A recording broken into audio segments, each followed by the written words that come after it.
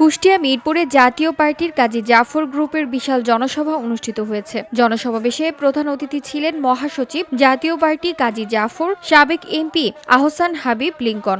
আমলা union জাতীয় পার্টির আয়োজনে মঙ্গলবার বিকেল 4:30টার সময় আমলা বাজারে এই জনসভা অনুষ্ঠিত হয়। আমলা ইউনিয়ন জাতীয় পার্টির সভাপতি বিল্লাল হোসেনের সভাপতিত্বে ও আমলা ইউনিয়ন জাতীয় পার্টির সাধারণ সম্পাদক আমিরুল ইসলামের সঞ্চালনায় এই সময় উপজেলা ও ইউনিয়ন জাতীয় পার্টির নেতাকর্মীরা উপস্থিত ছিলেন।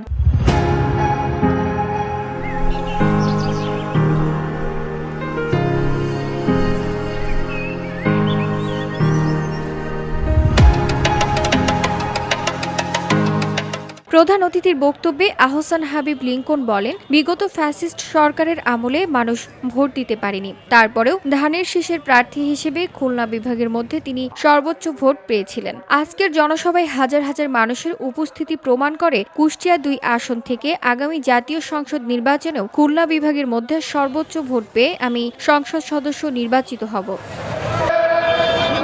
জনসভা সফল করতে উপজেলা জাতীয় পার্টি ও অঙ্গ সংগঠনের নেতাকর্মীরা, বিভিন্ন ইউনিয়ন ও ওয়ার্ড নেতাকর্মীরা দুপুর হতে ব্যানার, ফেস্টুন ও সুসজ্জিত হয়ে জনসভা স্থানে এসে জড়ো হতে থাকে।